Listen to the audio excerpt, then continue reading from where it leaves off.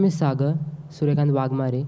My question to you is that the book sent by the God for that period, but where it is written that Quran is the last book sent by the God. भाई साहब ने अच्छा सवाल पूछा है कि कुरान में कहाँ लिखा है कि Quran is the last book send by God. बहुत अच्छा सवाल है। बाकी किताबें सिर्फ अपने लोग के लिए भेजी गई थी। मैं बाइबल का जिक्र कर चुका हूँ। Gospel of Matthew chapter number 15 verse number 24, gospel of Matthew chapter number 10 verse number 5 to 6। Quran में जिक्र आता है सूरह अहज़ाब में सूरा नंबर 33 आयत नंबर 40 में, मा काना मुहम्मदुन अबा अहदिम मिन रिजालिकुम वलाकिन रसूलुल्लाह व खातिमुन नबीय्यीन व काना अल्लाहु बिकुल्लि शैइन अलीमा।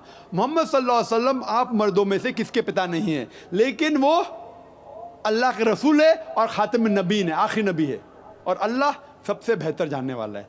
किताब नाजिल करने के लिए ज़रूरत है एक रसूल की। तो जब रसूल ही नहीं आएगा तो किताब कैसे आएंगी? तो जब मोहम्मद सल्लल्लाहु अलैहि वसल्लम लिखा है कुरान में कि वो आखिरी नबी है, आखिरी रसूल है, उसके बाद किताब तो नाजिल हो ही नहीं। इट्स अंडरस्टूड, बोलने की ज़रूरत नहीं। आखिरी नबी आखिरी रसूल मोहम्मद सल्लल्लाहु अलैहि वसल्लम थे, इसीलिए आखिरी नबी सारे इंसानियत के लिए भेजे गए थे। और कुरान में जिक्र आता है कुरान भी सारी इंसानियत के लिए भेजा गया है। बाकी जितनी किताबें हैं कुरान में लिखा है कि सिर्फ भेजे गए थे अपने लोग के लिए, पैगंबर भी और वो कलाम भी।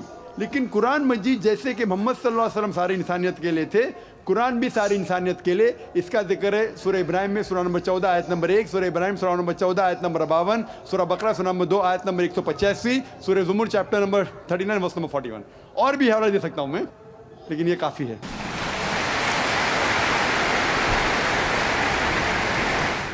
डॉक्टर जाकिर नाइक की वीडियो पसंद आई तो वीडियो को लाइक करो, सब्सक्राइब करो। वस्सलाम।